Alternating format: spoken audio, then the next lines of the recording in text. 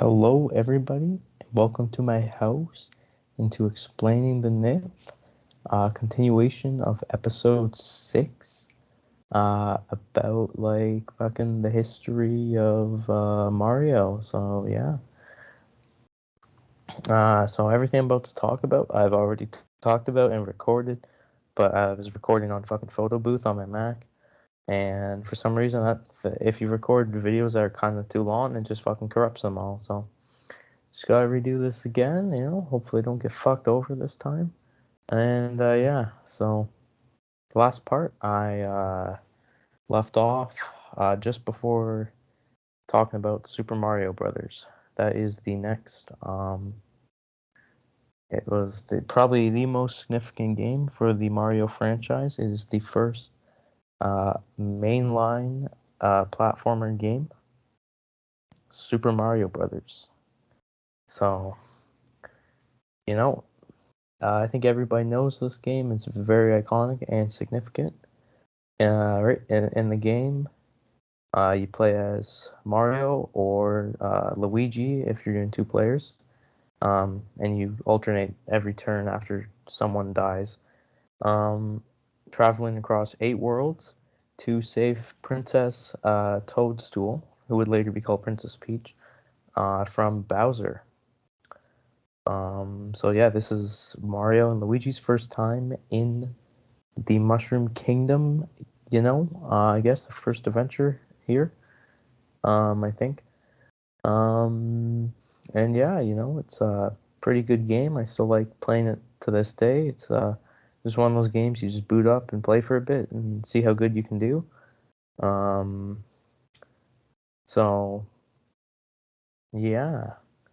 But yeah, this is the first appearance of Bowser and Toad and Princess Peach and stuff. And what enemies like Goombas and Koopas and all that. So, and the power ups like the Super Mushroom, Superstar, known fuck at the time as the Starman, and then, like the Fire Flower and all that. So, yeah, a lot of like Mario staples were introduced in this game.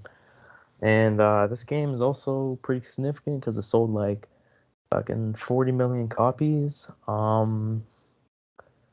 What else? Basically helped to save the North American video game industry after the crash of 1983. Basically, what happened with that was that there was like a whole bunch of um, shitty games. Like, just anybody could basically make video games for like um, the Atari, for example.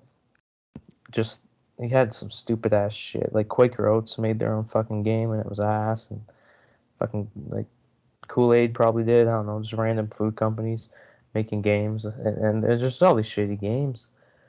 And then fucking people didn't want to play video games anymore because they were all shit, and retailers wanted to stop stocking video games. But then Nintendo was like, okay, here you go. This is the Nintendo Entertainment System. It comes with a zapper gun and Rob the Robot. Um, So it's an entertainment system. It's not a video game system. It's like a toy, okay? So like, you sell toys. So you don't want to sell video games, but this is a toy, okay? So it's the stock, here you go. And then, some places, I think Toys R Us is one of them. They were like, all right, sure, we'll stock this thing. And then so Super Mario Brothers didn't actually come packed in with it at first, the NES, but eventually it did with Duck Hunt. But basically, people bought the NES and stuff, and it was pretty good. Um, but then yeah, Super Mario Brothers came out, and people were like, okay, I have an NES, let's try this. Or if they didn't have one yet, well, they're gonna get one, and they're just like, damn, this game is really fucking good because it is like, for its like 1985, like for its time, it is a very good game. Um, yeah. Yeah, and yeah, like I said, the game is still fun to this day. It's aged pretty well. Controls aren't the best, like just compared to the newer 2D Mario games, it feels a bit, you know, bit off, but it has its own feel to it. So that is Super Mario Brothers. Um, So then from there, in I think 1986, so there's a few. You could say there's like a few like, well, technically all the platform games, I guess, are a sequel to Super Mario Brothers, but there's a few games specifically that are very much alike Super Mario Brothers. Um, there is. All right, hello. Audio might be sounding a bit different now because I'm recording off my phone because my fucking recording on my computer stopped. Oh my god, this is a fucking pain in the ass. Anyways, uh, yeah. So what the hell was I even saying, man? Okay, no, yeah. So after Super Mario Brothers, there was 1986, I think. Um,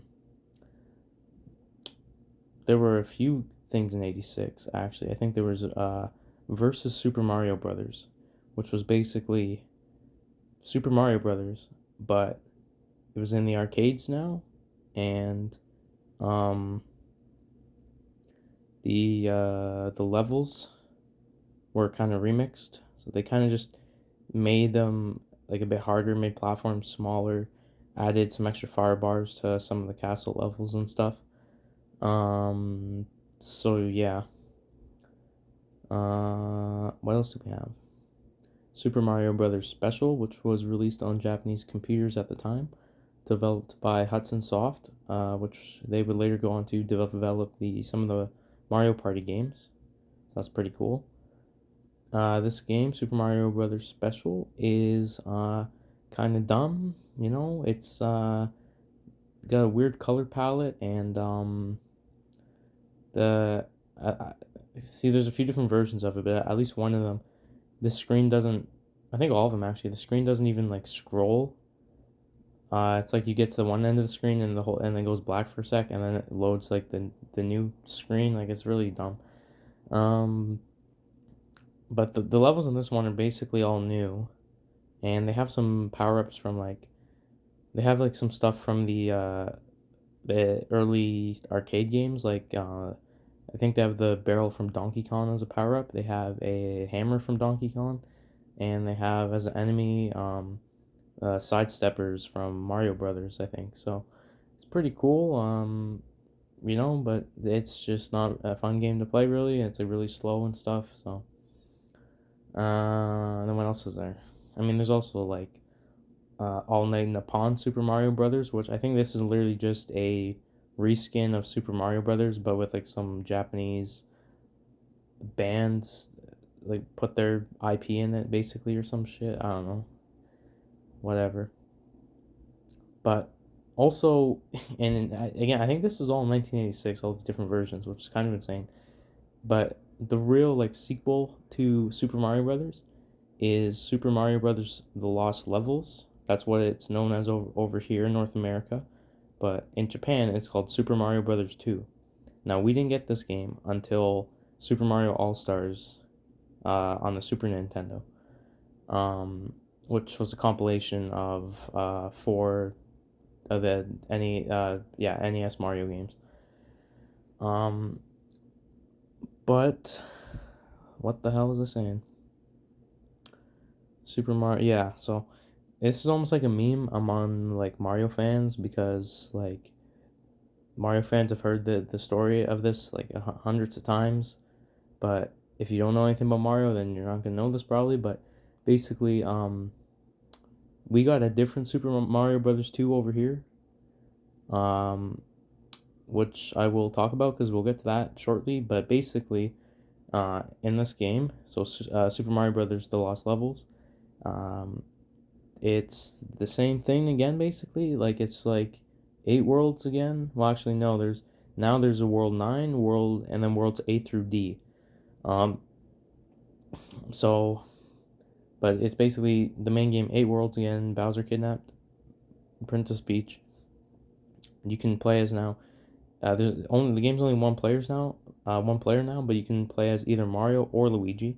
And now Luigi has like he jumps higher and he has less traction, so he's like more slippery to control. But yeah, he jumps higher. So that's something that was new. The game looks very much almost identical to Super Mario Brothers, except it has some updated sprites. And the game is kind of like really hard, but not really in a good way. There's just lots of bullshit, and you actually just get trolled in the game. Like there's warp pipes that will take you back to earlier worlds instead of warping you forwards, which is really dumb. Kind of funny though at the same time. Um, yeah, it's not really a good game, you know. So yeah. Um, yes.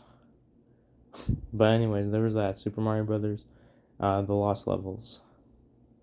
Um, Game is also, if you want to get play like the worlds A through D, you have to actually beat the game. They changed this in all the All Stars version, but you have to actually beat the game like 8 times basically, and the game is like fucking stupid and dumb. So I don't know who would want to do that, but like if someone back in the day actually did that, beat the game 8 times and got to that without cheating, like holy fuck, they're fucking crazy. I don't know. Too much time on their hands, definitely. But yeah. Um, so then after Super Mario Brothers, The Lost Levels. Now here we go. The next notable game would be Super Mario Brothers 2, known in Japan as Super Mario USA. Um, so this game was originally not even a Mario game. Basically, so like I basically just described how the Lost Levels was just kind of dumb, and I think it was Howard Lincoln. It might have been someone else at Nintendo. It doesn't really matter. Basically, they got the game in from Japan, the Lost Levels. They played it. Um, and yeah, they're just kind of like, you know what? This game's not too good. It looks very similar to the first one, and it's kind of hard as balls. Uh, if we put this out here, people play it as Super Mario Brothers 2, then they're gonna be like, damn, the series fell off. This shit game. Like, maybe I don't want to play Super Mario Brothers anymore. So that's kind of what they were thinking, I guess. But they did. So basically, what they did instead is, uh, Nintendo worked with, I think it was like Fuji Television or some shit in Japan, to make a game based off of some Japanese shit. I don't know. And it was called like I think Yume Nikoi Doki Doki Panic. Maybe I said that right. Um, and yeah, so it was a platforming game, but it wasn't originally a Mario game. But then I think they did kind of based off Mario a little bit. They were kind of like, when they were making it, like, oh yeah, take some stuff that worked with Super Mario Brothers and kind of do that. Um, but basically over here in North America, they took that game and they just reskinned it and replaced the main characters with Mario characters basically, and called it a day for the most part. And that is Super Mario Brothers 2. Um, so it is a pretty weird game, a little bit of spoilers, but I don't think people really care. But this whole game is actually takes place inside of a dream, in the land of Subcon.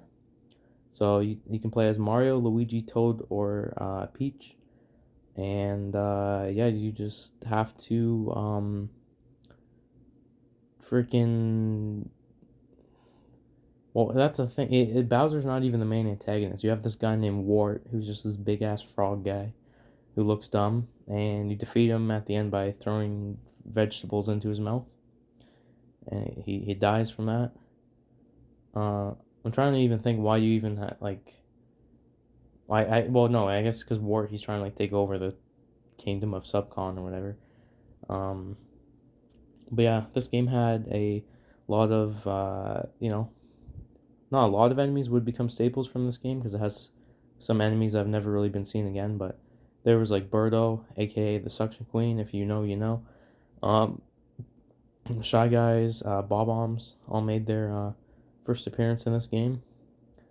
So yeah, it is a very different Mario game, as you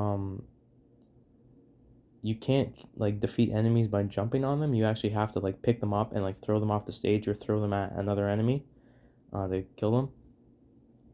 Um, so yeah, it's an alright game. A little bit weird, compared to a lot of the other games, but yeah, it's its own little thing, you know. Sometimes being different's okay, right? And but yeah, it didn't even matter, you know. Like over here in North America, you know, people were like, "Oh shit, Super Mario Brothers 2." Everybody wanted that shit, you know. Everyone was like, "Damn, another Mario game, bro." And like, there's some old like news shit from back in the day of like this guy like going to buy the game for his kid. I think driving really far away to just go to find a store that had some in stock still. He's like, "Yep, gotta get Super Mario Brothers 2," you know, on the grind. So you know he had to do that. And yeah, no, so it did pretty well over here. Um, but yeah, so then after that, Super Mario Brothers 2. May as well mention this now. So this would have been like I think it came out over here at least in like 89 or 88, I think.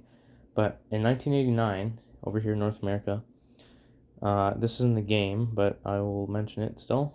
We had the Super Mario Brothers Super Show, developed by, or, well, not developed, well, I guess so, but it's not a game, so that feels weird to say, but produced by Deke Entertainment, not Dick, Deke, D-I-C. Um, Although their name does sound like Dick.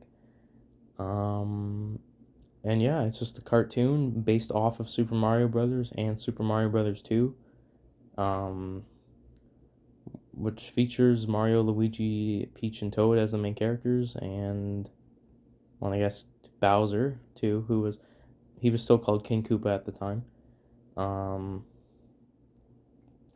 but yeah, it's you know, I own it on DVD, all the episodes of it. It's pretty cool, I guess. You know, it's just it's kind of goofy. You know, it's just you know, old 80s Saturday morning cartoon. So, you know, you get what you get. But it's notable for having before and after the cartoon segments, there's live action segments with uh, Captain Lou Albano, who used to be a wrestler, and then he just started, for some reason, he became Mario in this fucking show. And Danny Wells, who played Luigi, they're both dead now, rest in peace. They were cool dudes. Um, but yeah, they played Mario and Luigi in these live action segments, and they're pretty funny. Like the first episode, it sounds like Mario says "fuck you, Luigi," but he actually says "thank you, Luigi." But it sounds like "fuck you." That's a classic moment. Yeah, the Super Mario Brothers Super Show. You know, it's yeah, it exists, and it's kind of funny and kind of cool, I guess. Um, so after that, that kind of takes us now to Super Mario Brothers 3. All right. Um, damn, I keep burping. Fuck. Sorry. Blech. Super Mario Brothers 3. So, this game, the story behind this is, guess what? Princess Peach got kidnapped again by Bowser. And you got to travel through 8 worlds to save her. Sounds familiar, doesn't it? But at least this time, there's like a lot of new shit. This time the 8 worlds actually, they had the worlds in Super Mario Brothers 2 kind of started doing this with like different themes for each world. You could even argue Super Mario Brothers did this too, but like not really to the same extent. But like Super Mario Brothers 2 had like a desert themed world kind of and like a snow world, and then you know your like hills or like grass. But then this game was kind of the first one to make it like um to kind of perfect that you know the 8 world Mario game with your different worlds. So world 1 is grassland, world 2 desert land, 3 is I don't fucking know, kind of forget. I want to say like is there a water land? Yeah, there is. Yeah. 4 is giant land. 5 is I don't know the exact order. Maybe like cloud, skyland. And then there's also Iceland and Darkland, which is the final one. I think I skipped like one, but whatever. Um, so yeah, pretty cool game. First game to have a world map that you can like travel around and go to different, like there's like toad houses and little mini games and stuff you can do. Um, so first game with the world map, pretty significant. Introduction of the Koopalings. So Wendy Koopa, Iggy, Roy, Morton Koopa Jr., fucking Ludwig von Koopa, Larry, Lemmy. I think I said all seven of them. Maybe I missed one. I don't know. Um, so they are not Bowser's kids. That was confirmed at the time, though. They were kind of implied to be his kids, but in later years, Shigeru Miyamoto has confirmed that they are not his kids. Bowser's only like actual biological kid is Bowser Jr., which we'll get to eventually. But yeah, these guys are kind of cool. You know, they just freaking they're in the airships of like every world. Every world's like final level is like a airship now. Um, which is airship levels are pretty hype. Uh, freaking got great music, a little bit intense, you know. Darkland has like freaking tank levels. They're like kind of almost the same thing, but with tanks, which is pretty cool. I think that's kind of rad. Excuse me. Um, but yeah, Super Mario Brothers 3 is just it's more like Super Mario Brothers. So not weird like Super Mario Brothers 2. You got a lot of enemies back, like you know, Koopas and Goombas. Lots of new enemies too. Some new power ups. The Super Leaf, the Tanuki suit, which are you know pretty iconic Mario power ups. Um, you got stuff that was never really seen again, like the frog suit and the hammer suit. But you know they're still cool. Um, yeah, Super Mario Brothers 3. It's pretty good. Some people think it's like the best game of all time, and it's like I don't think that. Like it's pretty fun. I wouldn't even say it's not even close to being my favorite Mario game, but I can definitely you know respect it for what it is. Definitely would have been very hyped when it came out. Um, in when did it come out? It came out like a year or two later over here in North America, but yeah, whatever. Back in the day, I would have been pretty hyped when it came out. Actually, the game was like revealed over here in North America in the movie The Wizard, which was I don't think it's a good movie really. I haven't seen it, but um, where it's like some kid he's just in like a video game contest, I guess, and at the end of the movie, I think it's like, okay, this is the last game you're gonna be playing, Super Mario Brothers 3, and then like everyone over here in North America, I think that was like most people's first time seeing Super Mario Brothers 3, so they were like, oh fuck yeah man, another Super Mario Brothers, let's go. So yep, Super Mario Brothers 3. So after that, there was Super Mario Land. Um, so on the Game Boy, launch title for the Game Boy, at least over here in North America. Um, Shorter game, and this time, uh, Princess Daisy, uh, is kidnapped, not by Bowser, but by Tatanga, this purple alien guy from space, and he's trying to take over her kingdom, Daisy's kingdom, of Sarasaland, which has never been seen again, I don't think. Um, so it's pretty cool. Sarasaland, you got, you know, your Barabudo Kingdom, I think it's called, the Easton Kingdom, the Muda Kingdom. I think some other one, I can't remember the name because I'm sad then. But some pretty creative level, like, um, worlds, like the ones like, I think Muda is like Japanese themed kind of, like bamboo and stuff. Easton, there's like Easter Island heads and stuff based off Easter Island. Um, Music's pretty good in the game too. You got weird ass enemies that were never seen again. Don't even got the fire flower in this game. Instead, you got the Super Ball flower, which shoots these balls that bounce around instead of like fireballs. Not even like Koopas. There's like these like they're like bomb Koopas basically, where you jump on them and then their is like a bomb basically, and it stays there and then like blows up a bit later. Um, yeah, this game is also cool because it has like freaking uh, vehicle section. So there's like one submarine level where you pilot a submarine and it's a shooter level and have to shoot like enemies in the water. I think there's two levels with the sky pop, which is like a plane that Mario pilots in the air, um, which is pretty dope. Again, kind of some spoilers. They're not. I don't give a fuck. I'm talking about whatever I want. The final battle against Tatonga is freaking you just like shooting shit at him. You know, it's pretty hype. Um, so you defeat that guy, and then you rescue Daisy. Mario's like, "Oh, Daisy," and then there's a heart that appears above him, and they like kiss basically. I think. So Mario was like, I don't know, pretty close to Pauline. Saved Peach a few times. Now he fucking likes Daisy, so this guy's kind of getting all the fucking chicks. Mario is kind of the goat, so yeah, I don't know. Um, but yeah, so like that's Super Mario Land. I just talked about like 4 like mainline games in a row, but that's because there wasn't really any too many spin-offs yet. Um, but now we're in like the 90s, start of the 90s.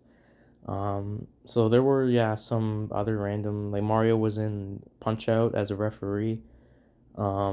He's in Golf for NES. He's just playing golf. Um, like they just kind of put him in random games. Pinball for the NES. He like runs around holding a. It's more like Breakout than like ping pong, but or pinball. Fuck. But yeah, he's just in some random games. They're not really Mario games. They're just games that Mario happens to be in, I guess. Um, but then now in 1990, so the next game after Super Mario Land, um, would have to be Super Mario World, released on the Super Nintendo Entertainment System. So this is another one of a lot of people's favorites. Game. I think it's all right. It's pretty good. Um, so basically, the story this time is Mario and Peach and Luigi wanted a vacation from all this bullshit with Bowser, so they went to Dinosaur Land. Uh, Bowser still kidnaps Peach anyways. This time he's got his Koopa clown car. The first time we see that, it's a pretty cool thing he flies around in. And the Koopalings are back too. And now you get to explore Dinosaur Land. There's some few dinosaur themed enemies. There's like Resnors and Rex. Pretty cool, pretty cool. The guys who shoot fire in that one level. Can't remember the fucking names, but yes. So there are some dinosaurs in Dinosaur Land. There's actually not too many of them. It's kind of funny, but yeah. Of course, there's Yoshi, his first appearance. Everyone loves Yoshi. Um, and you kind of rescue Yoshi from an egg, and he's like, Bowser trapped all of my friends in the eggs. So Yoshi's pissed at Bowser too, so, um, yeah. Just team up with Yoshi and just fucking go to town. This game, so it has Dinosaur Land split into different parts. There's like Yoshi's Island, um, the Valley of Bowser, what else? Fucking donut. I want to say donut plains, but that's a type of Mario Kart track. So some donut place. Can't remember. Vanilla Dome, the Forest of Illusion. So just like different areas. So less. There's not really like different worlds. It's just one big world, if that makes sense. Lots of secrets in this game, secret exits and stuff. Some of them will lead you to the Star Road, which is in space and it's pretty cool. And there is like special stages too eventually.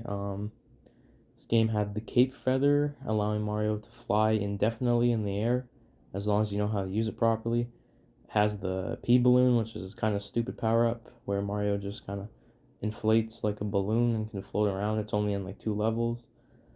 Um, yeah, again, some lots of enemies that weren't really seen again, but some that were like charging chucks, and what else? I guess sumo bros. I guess those guys look really dumb. It's funny. Uh, but yeah, this game doesn't even have normal brick blocks. It has like turn blocks. So you like hit them and then they spin for a bit. So and then they just it's almost like you hit it and it's not there anymore, but then it comes back again. That's kind of how it functions. But they just like spin around and you can't jump on them or interact with them until they stop again. Um, Mario can do a spin jump in this game, or he can break those aforementioned turn blocks and stuff. It's pretty cool. Pretty cool. Um, yeah, I don't know. At Super Mario World, another game. Again, it sold pretty well. Yeah, yeah, Super Mario World. Um, so then after that, there was basically go to probably about 1992 now, where we had Super Mario Land 2 Six Golden Coins. So another outing on the Game Boy. Um, and this time the main antagonist is Wario, that crazy guy. Um, his first appearance too in this game, he freaking stole Mario's castle, which is located on Mario Land. So this guy he has a whole land now, I guess, and there's kind of some. It's almost kind of implied that it's like some kind of amusement park that Mario built. But yeah, he stole Mario's castle, and Mario wants to get it back. So no one's kidnapped, nothing like that. Mario's just pissed and wants his castle back. See, Mario will get his revenge on you, like Donkey Kong fucking puts that guy in a cage. Um, fucking Wario is just gonna go beat him up, get his castle back. Yeah, he's pissed. Um, so yeah. Shit. What else? This game also has a whole bunch of enemies that were never really seen again. Tatonga makes a return actually from the first Super Mario Land game as the boss of the Space Zone. Speaking of the other zones, you got the Space Zone. Yep. Uh, is it the Turtle Zone? Some water zone. I think it might be. You got the Pumpkin Zone, which is cool. Some very spooky kind of theme zone. The Macro Zone, which is just like a giant house basically that you explore. The Mario Zone, which is a giant like metal animatronic Mario thing that you go inside and there's levels in it. This one level you actually like go inside of the statues like balls and there's like a whole bunch of balls in the level, so you're like inside Mario's testicles kind of, so that's cool. Um yeah, it's pretty it's again it's a very different Mario game as opposed to some of the other um like it's still a platinum, not as crazy as Super Mario Brothers 2, but like uh, yeah, you know, yeah, yeah, pretty good game, So eventually you get the six golden coins. You can tackle all these different zones in any order you want. Excuse me, except for the last level, which is Wario's castle, which is actually Mario's castle they took over. So you go and you fight Wario, defeat him, and you get your castle back. That's just how you do it. Yeah, man, Mario has his castle back.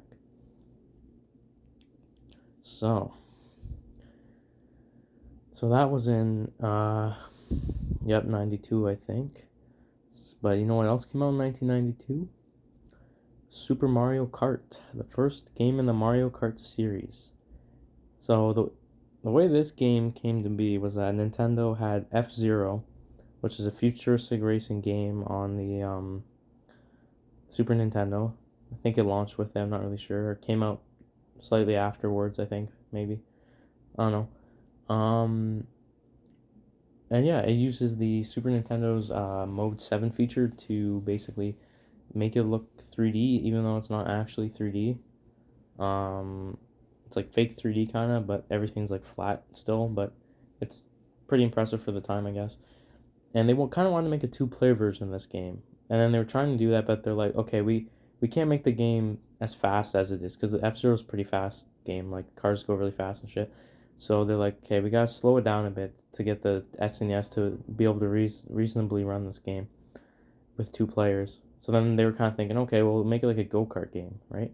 Because those cars don't go as fast. And then they were just going to use random like characters they were going to make up, I guess, for the game. But then they were kind of like, you know what? Like, we want some characters that are like recognizable from behind, you know? So then they were like, oh, let's just throw Mario in there. And they do that. And then they're kind of like, you know what? This is pretty dope. Let's just put all of this, just make it Mario themed. And then, put like some items from Mario or power ups as items in the game, like, the mushroom, the coin, uh, the cape feather, shells, right? All that.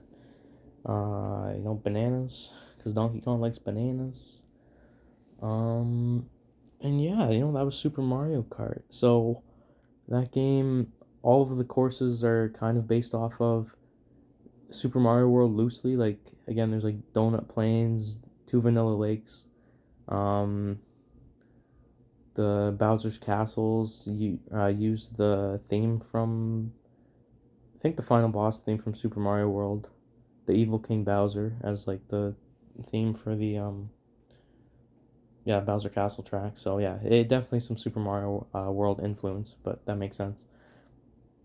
So yeah, the game's it's a pretty good game. Out of all the Mario Kart games, I don't know if it's the worst because Mario Kart Tour does in fact exist. But you know it hasn't aged the best. It's kind of janky and the control, well, not janky, but the controls are, you have to get used to them. Um, and because it's not real 3D either, it's hard to kind of judge where you are sometimes. But for the time, it was a really good game. Uh, had a battle mode too, not just racing. Uh, you know, did have one like more original track, Rainbow Road, which would become iconic and be in like almost every Mario Kart game would have a Rainbow Road. So yeah, start of the Mario Kart series.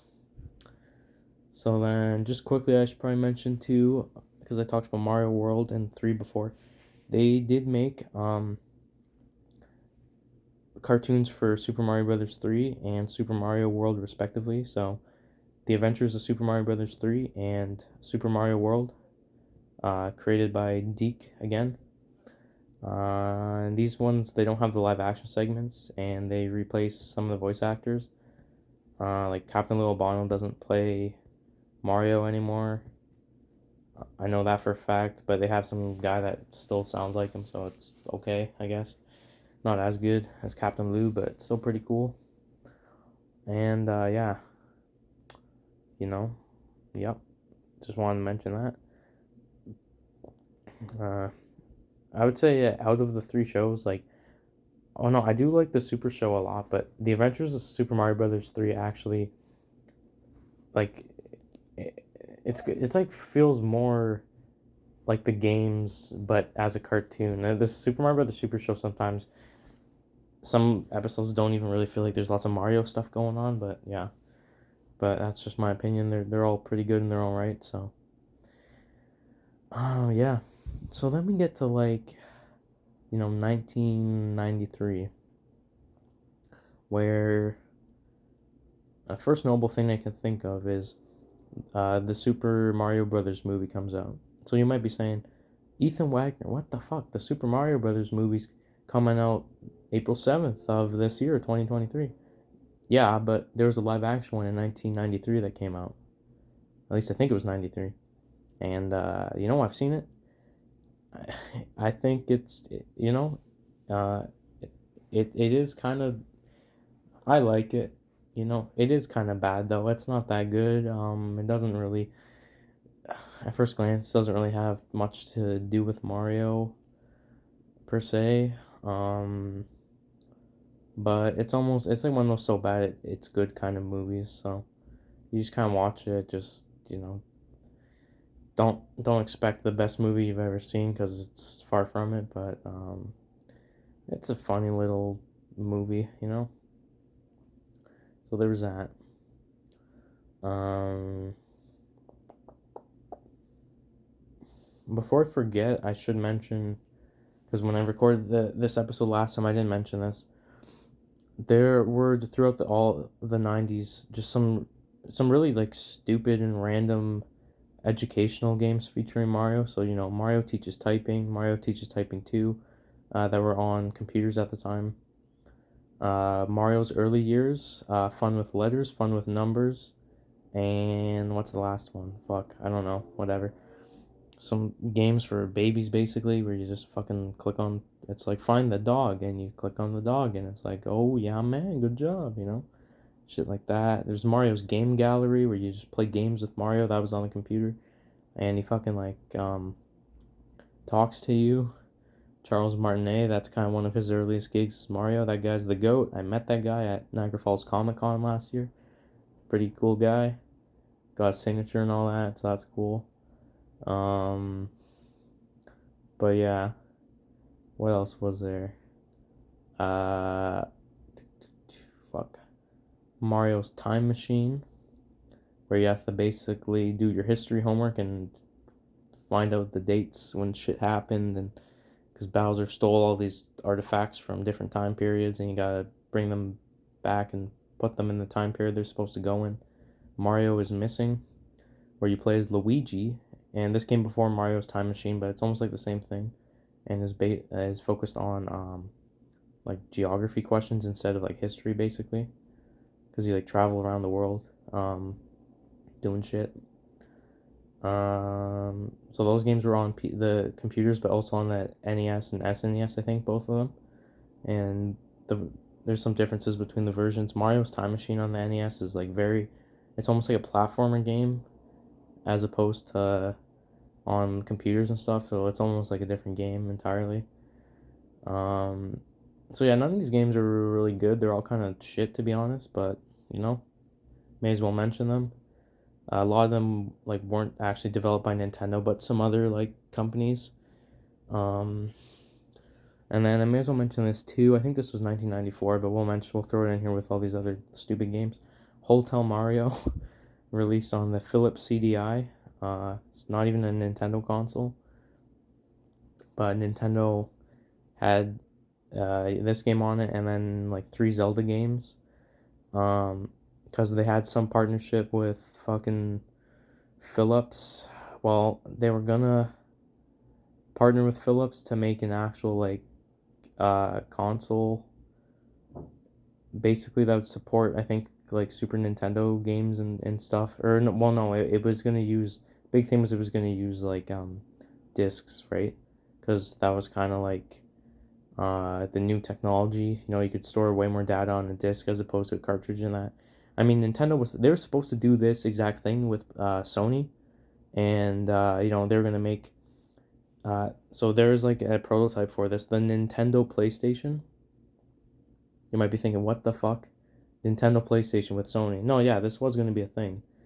Uh, the PlayStation, yeah, originally was gonna be a thing between Nintendo and Sony, but then at the last minute, Nintendo was like, you know what, fuck you, we're gonna partner with Philips, and PlayStation was pissed, so they eventually said, fuck it, they went to like fucking like Sega, I think, and was like, you guys want to help us make something? Sega was like, fuck you. So eventually they were just like, fuck it, we're gonna make our own thing. So the Sony PlayStation, and that's how PlayStation came to be. So there you go.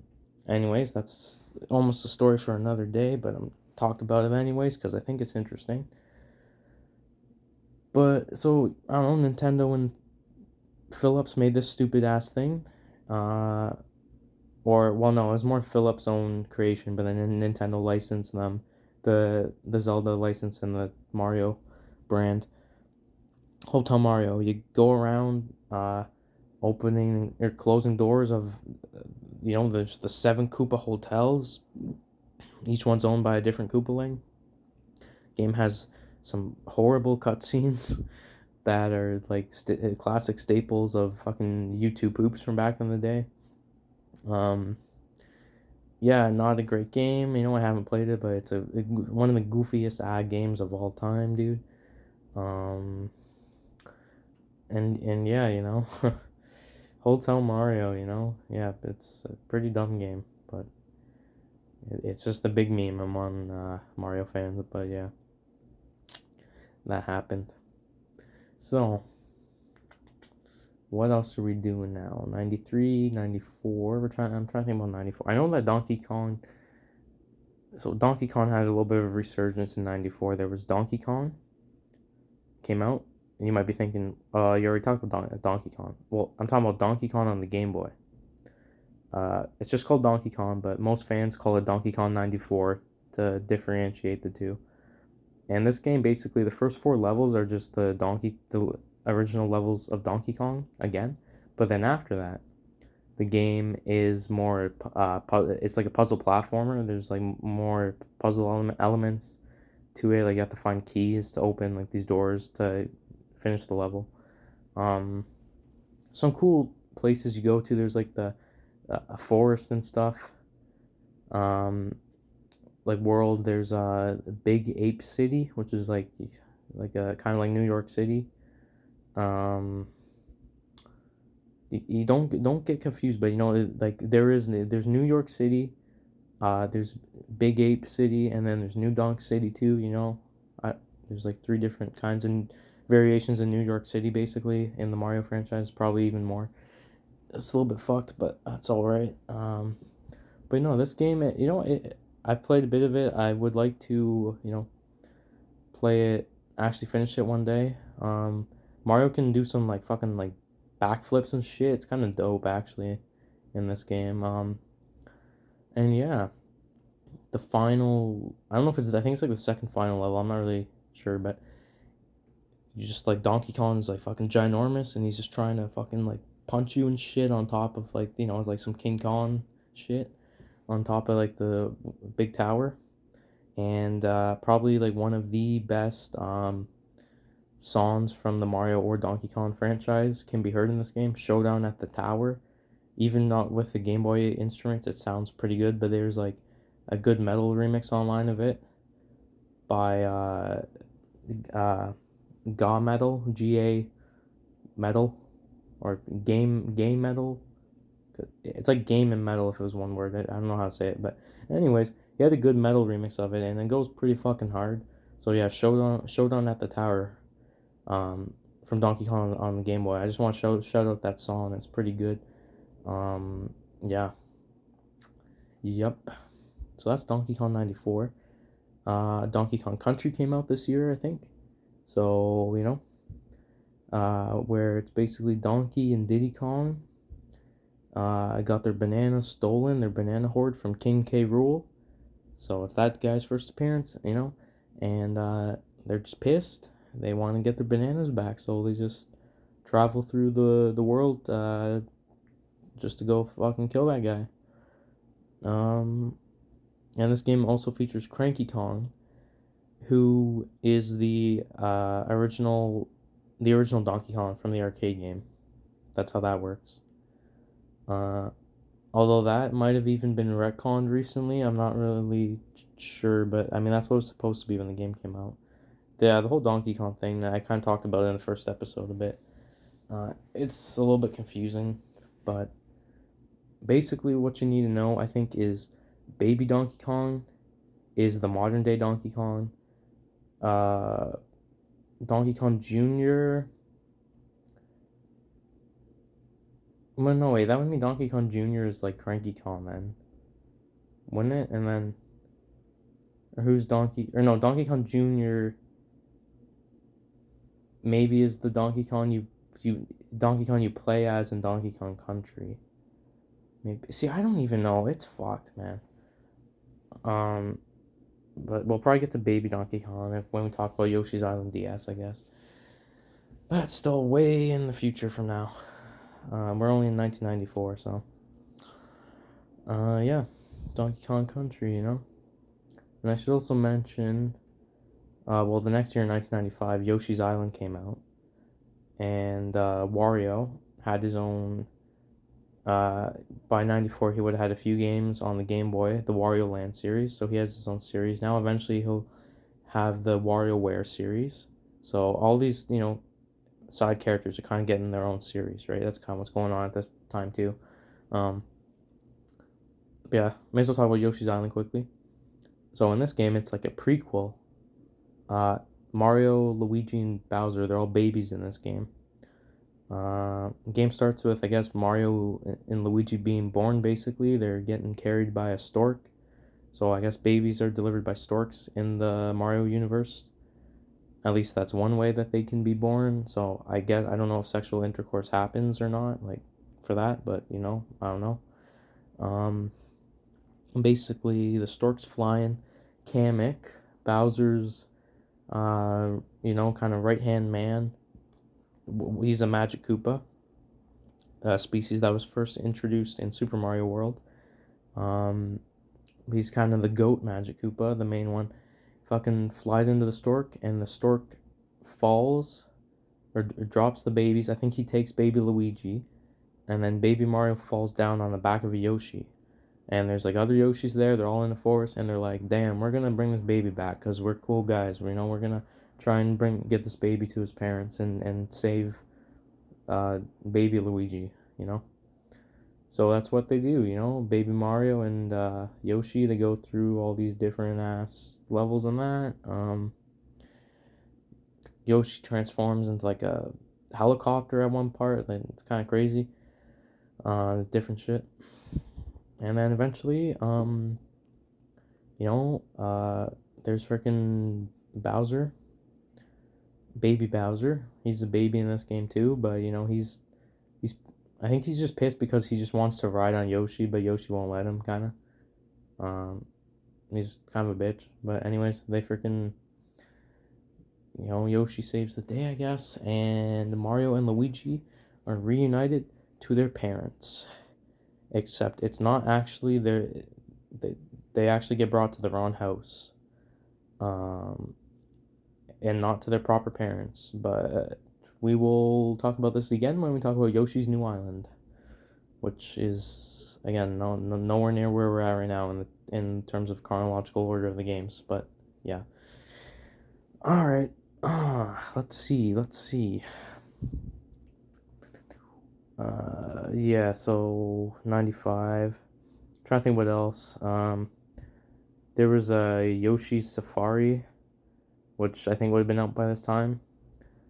Where it used the Super Scope on the Super Nintendo, and you play as Mario riding on Yoshi's back, and you like shoot shit. It's a fucking shooter game, so it's kind of dope. Never played it, but it seems pretty cool. Koopa Lanes are in the game again, I think. So, yep, there's that. What else?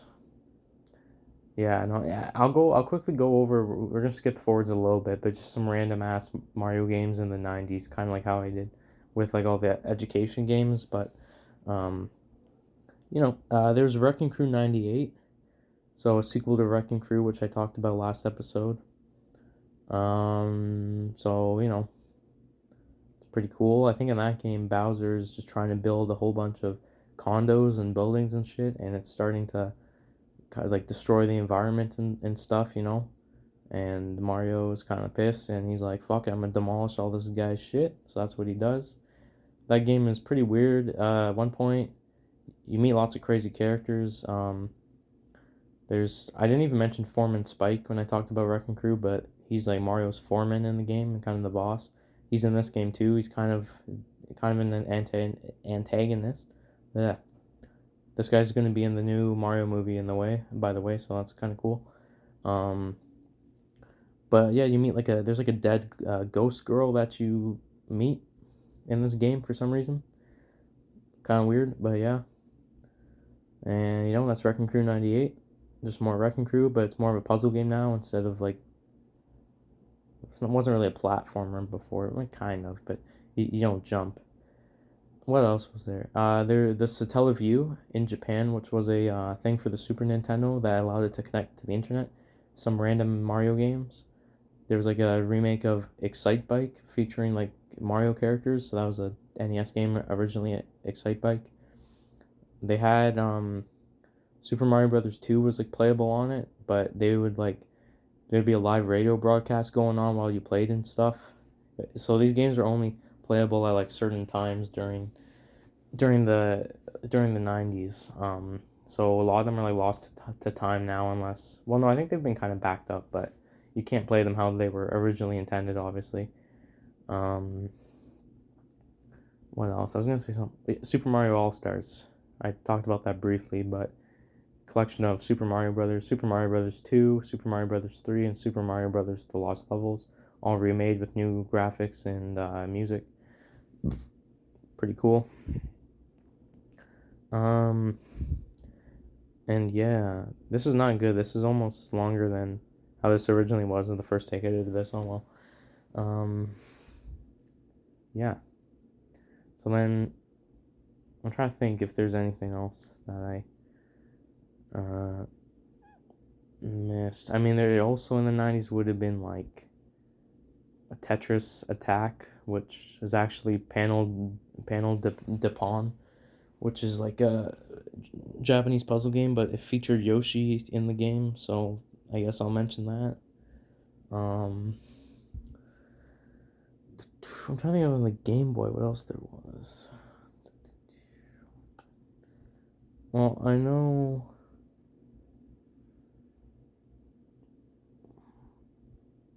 Nah, we kind of talked about all that. There's like Mario's Picross on the Game Boy. It's just Picross if you ever heard of that, but Mario. And it would get a sequel on the Super Nintendo, Mario Super Picross. Um, Only available in Japan until it was just recently kind of added to the Nintendo, the Super NES Online service on the Switch Online. So, but yeah, so obviously there's some more games, but just kind of random shit. I don't even think I mentioned like Dr. Mario yet, but that came out in, like the 80s, I think, end of the 80s, I think maybe. That was on the Game Boy and the NES, where you play as this puzzle game again. Mario having to throw different colors of pills at their viruses to defeat them. It's pretty cool, I guess. Dr. Mario. Yep. Um, but yeah, so then now we're basically in 1995. I think that's when Yoshi's Island came out. Talked about that. Um, there's not really much else to talk about for 95. I don't really think. So then we're almost done here. I'll just mention 1996. We had Super Mario RPG Legend of the Seven Stars released for the Super Nintendo Entertainment System. And this game was developed by Square Enix, who you might know for developing the Final Fantasy series and the Dragon Quest series. So, two RPG series that they do. And they made the first Mario RPG game. So this is a pretty cool game, I was trying to play through it recently, but I'm just stupid and I can't really get into RPGs, so haven't played much of it, but in this game, basically, Bowser's Castle, first Bowser kidnaps Peach, then Mario, like, saves, well, no, he doesn't actually really save Peach, whatever, Bowser kidnaps Peach, okay? But then Bowser's Castle gets taken over by the Smithy Gang, I think they're called.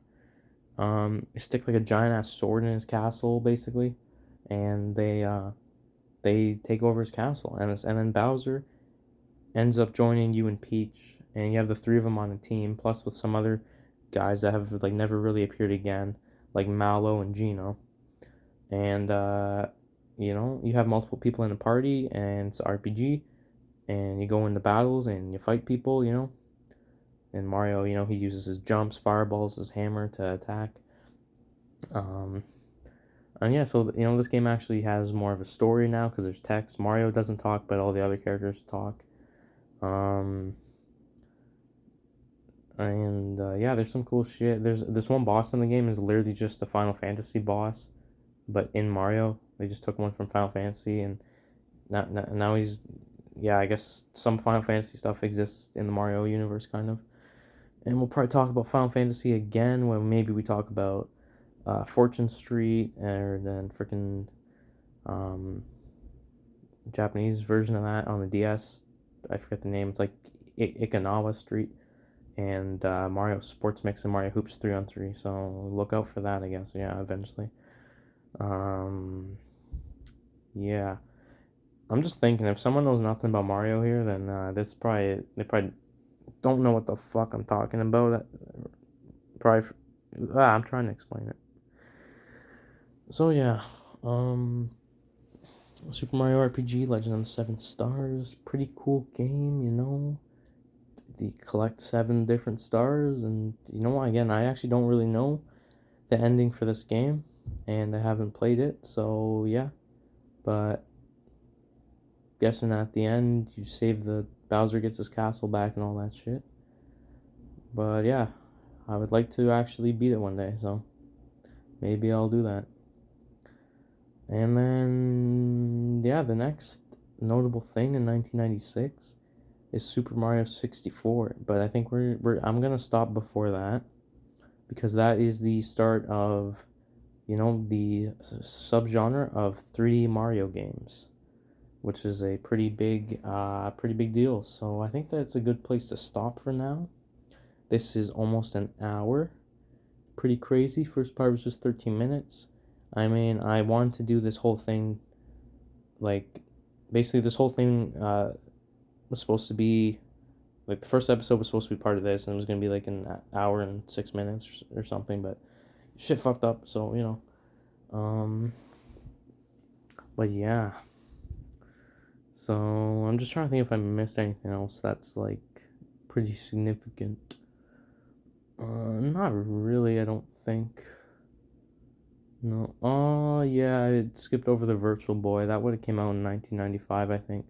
So the Virtual Boy was a Nintendo's attempt at 3D gaming in the mid 90s, and it was pretty shit. All the games were in black and white. You had to stick your head into like the fucking these goggles basically that like sat on your table, and then you just played with a normal controller in your hands.